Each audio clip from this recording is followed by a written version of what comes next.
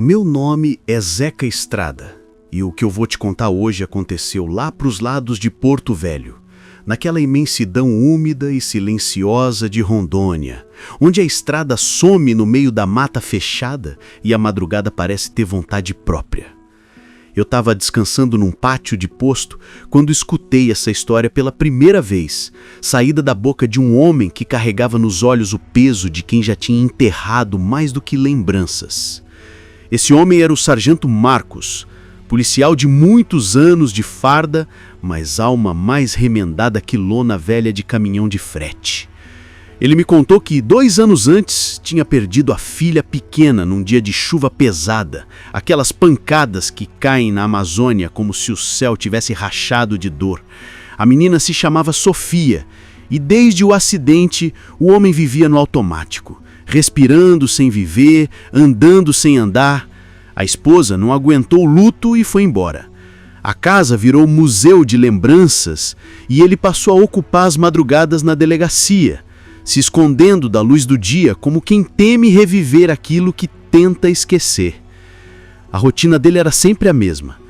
Chegava na delegacia de madrugada, fazia um café ralo, abria uns relatórios e ficava encarando o relógio como se cada minuto fosse uma pequena sentença. Só que naquela noite, cheia de trovões e vento forte, algo resolveu quebrar esse silêncio.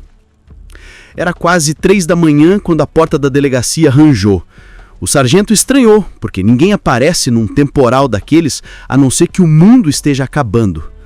Quando ele levantou os olhos, viu uma menina parada no portal. 6 ou 7 anos, talvez. Vestidinho amarelo encharcado, segurando um ursinho marrom contra o peito. Tremia de frio e de medo, com aqueles olhos grandes que pareciam carregar segredos mais velhos do que ela. O sargento disse que na mesma hora sentiu o coração congelar, porque a menina tinha um jeito parecido demais com a filha que ele tinha perdido. A garota caminhou até o balcão, deixando um rastro de água no chão. Diz que tinha se perdido e que um moço a deixou ali. Não lembrou o nome e nem explicou nada direito. Só pediu para ficar ali um pouco. O sargento, que seguia regras como todo homem de farda, pensou em ligar para o conselho tutelar. Mas algo na voz fraca da menina fez ele desistir.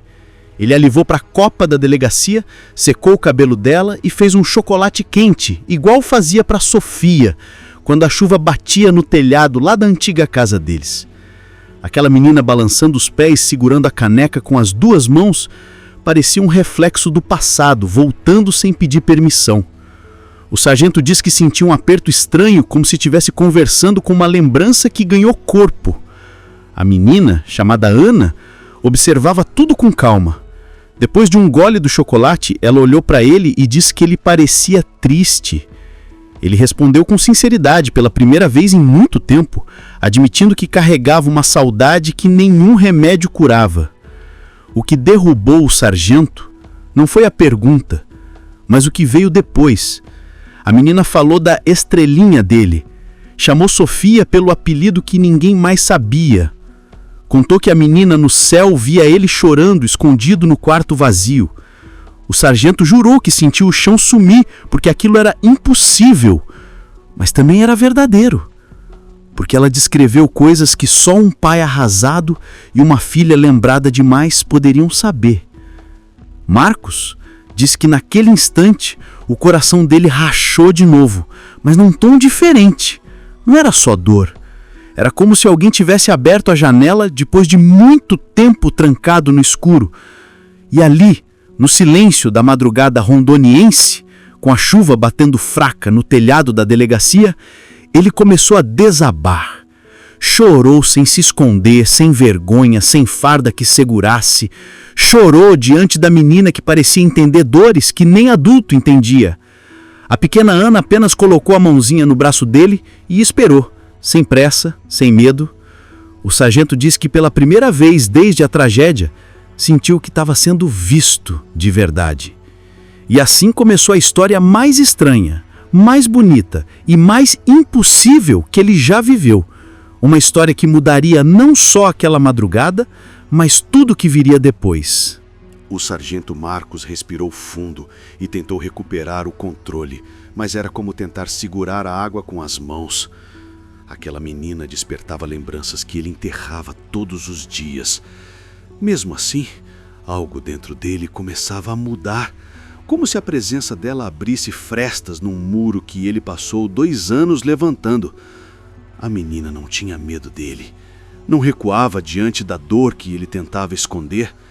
Ela apenas o encarava com aqueles olhos grandes, como se enxergasse além da farda, além da culpa, além de tudo que ele tentava enterrar. Depois do choro, ele pediu desculpas, mas Ana apenas sorriu, como se não houvesse nada para perdoar. Disse que Sofia pedia para ele parar de se esconder do mundo. O sargento sentiu um arrepio percorrer as costas. Aquilo era impossível, mas a verdade é que ele não queria explicar o impossível. Pela primeira vez, não queria racionalizar nada. Queria somente ouvir. Ana pegou uma caneta e um papel e começou a desenhar sentada no chão. O sargento a observava como quem observa um milagre com medo de espantar. O desenho demorou alguns minutos, tempo no qual Marcos notou outra coisa estranha. A menina parecia confortável demais ali, como se já conhecesse aquele lugar. Ele estranhou, mas deixou para depois. Quando ela terminou, entregou a ele o papel com o desenho simples de um pai de uniforme, de mãos dadas com uma menina sorridente. O sol desenhado no canto tinha aqueles traços tortos que Sofia costumava fazer. A frase escrita em letra infantil era ainda mais perturbadora. O sargento quase caiu sentado. Era a mesma letra, os mesmos garranchos, ele conhecia cada traço daquela caligrafia. Quando ele levantou os olhos, Ana estava calma, como se esperasse aquela reação. Disse que precisava ficar com ele até o amanhecer. Não explicou por quê. Apenas afirmou com uma certeza que desarmou qualquer resistência. Começaram a conversar sobre coisas simples. Ele perguntou sobre a família dela. Ela deu respostas vagas, como se não lembrasse direito. Disse que só lembrava que precisava entregar aquele recado para ele. O sargento, ainda abalado, aceitou sem questionar. A madrugada avançava, a chuva ia diminuindo e a delegacia parecia um mundo à parte, isolado da cidade, isolado do tempo. A energia que antes era pesada e triste agora se misturava com algo diferente, quase leve. O sargento começou a falar de detalhes da filha, coisa que não tinha coragem de fazer nem com os colegas. Contou da risada que ecoava pela casa, do medo que ela tinha de trovões, do ursinho que levava para todo canto. Ana escutava com atenção profunda, como se colecionasse cada palavra. Foi então que o sargento percebeu mais uma coincidência. A menina segurava o ursinho marrom com o mesmo jeito que Sofia segurava o dela. Não era só a aparência, eram gestos, trejeitos, olhares. Tudo nela parecia um espelho do passado. A mente de Marcos vacilava entre 2 mundos, o real e o inexplicável. Ele queria afastar aquela sensação, mas ao mesmo tempo desejava acreditar que aquilo era mais que coincidência. Quando o relógio marcava algo perto de 4 da manhã, Ana se levantou e pediu para ir até a recepção. Ele a acompanhou. A delegacia estava silenciosa, iluminada por lâmpadas fracas. Ela ficou parada no centro da sala, olhando em volta como se procurasse algo que só ela conseguia ver. Depois olhou para ele e disse com a voz firme que Sofia estava orgulhosa, que ele precisava seguir em frente porque carregar tanta dor só afastava as lembranças boas. O sargento sentiu o peito apertar de novo, mas dessa vez não era desespero. Era algo parecido com alívio. Ele percebeu que estava começando a ouvir coisas que jamais permitiu a si mesmo. Ana então falou algo ainda mais estranho. Disse que o acidente não foi culpa dele, que Sofia sabia que ele sempre fez tudo para proteger a família e que ninguém naquele carro poderia imaginar o que aconteceria na estrada naquele dia de temporal. O sargento deu um passo para trás, tomado de uma mistura de choque e esperança. Ele nunca tinha contado detalhes para ninguém além da esposa, e mesmo assim, a menina narrava trechos como se estivesse lá. As palavras dela rompiam certezas antigas e desmanchavam a culpa que ele carregava como se fosse parte da própria pele. A menina então pediu para segurar a mão dele. Disse que a noite estava quase acabando e que ela precisava mostrar uma última coisa antes do amanhecer.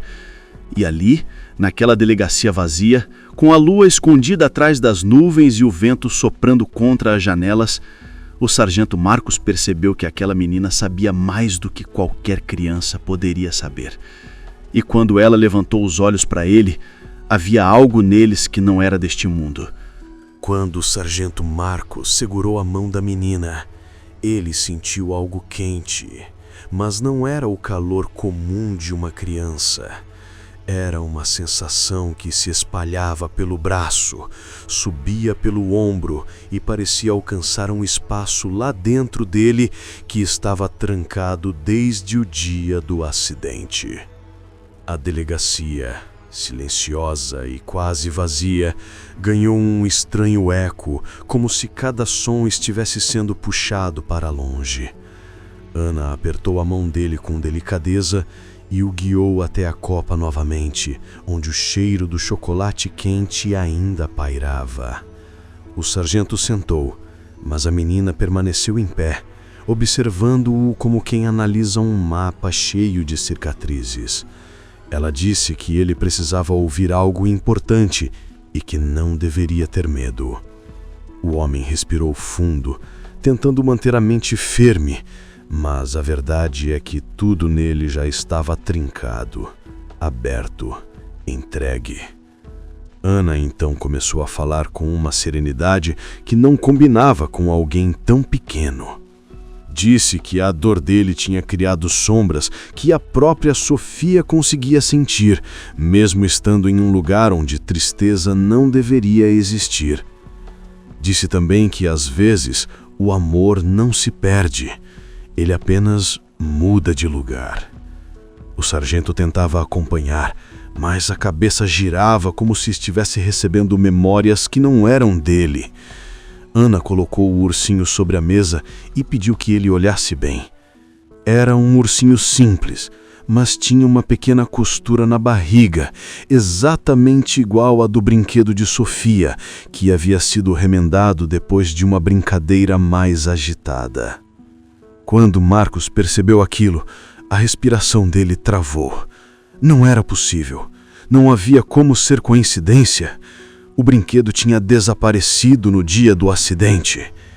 Ele tocou a costura com a ponta dos dedos, sentindo o mundo girar, como se estivesse prestes a cair num abismo de lembranças. Ana disse que algumas coisas encontram o caminho de volta quando são necessárias. O sargento tremia. Perguntou quem tinha trazido o ursinho. A menina respondeu que ele nunca esteve longe, apenas esperava o momento certo para ser visto de novo. A voz dela soava distante, quase ecoada, como se chegasse de 2 lugares ao mesmo tempo. Foi então que tudo começou a desandar de verdade dentro do coração do sargento. Ele se levantou, deu alguns passos para trás e observou a menina com medo e fascínio. Era como se alguma parte dele, aquela que ainda acreditava em lógica e realidade, estivesse sendo arrancada. Ele sentiu o chão escapar quando percebeu que Ana não deixava pegadas molhadas no piso, mesmo ainda com o vestido encharcado. Ele piscou várias vezes tentando negar aquilo, mas o chão continuava seco. A menina se aproximou devagar. Disse que não queria assustá-lo, mas precisava mostrar a verdade. Que a noite estava quase terminando e que depois do amanhecer ele precisaria seguir por conta própria. O sargento estava dividido entre fugir dali ou cair de joelhos. Ele nunca acreditou em nada sobrenatural, mas também nunca tinha sentido uma presença tão real e tão impossível ao mesmo tempo. O silêncio da delegacia parecia maior, mais fundo, como se a madrugada tivesse parado para ouvir os dois. Ana pediu que ele fechasse os olhos. O sargento hesitou, mas obedeceu. No instante em que fez isso, algo aconteceu dentro dele. Era como se uma lembrança esquecida fosse puxada de volta. Ele revivia o dia do acidente. A estrada molhada, a curva fechada, o carro derrapando, o grito curto da filha. Mas dessa vez não havia culpa. Dessa vez ele enxergava o que nunca teve coragem de ver. Ele não tinha cometido erro algum. O pneu tinha estourado por causa de um defeito invisível. A tragédia não era fruto de suas escolhas, era um golpe cruel do destino. Quando abriu os olhos, respirou como quem volta à superfície depois de quase se afogar. Olhou para Ana com uma mistura de gratidão e desespero. A menina sorriu.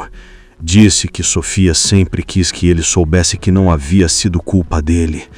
Disse que nenhuma criança culpa o pai por algo que ele jamais poderia prever. O sargento sentiu os joelhos cederem e caiu sentado no chão tentando entender o que estava vivendo. A menina então se ajoelhou ao lado dele e colocou o ursinho no colo. A luz da madrugada começava a infiltrar pela janela. Ana olhou para a claridade e disse que estava na hora. Mas antes de terminar a frase, um vento frio atravessou a copa, apagando a luz fraca da lâmpada. O sargento se virou instintivamente, mas quando olhou de volta para o lugar onde a menina estava, algo nele desabou. O espaço estava vazio. Ana havia sumido como se nunca estivesse ali. O sargento ficou imóvel, ouvindo apenas o próprio coração batendo forte, como se tentasse preencher o silêncio que a menina deixara.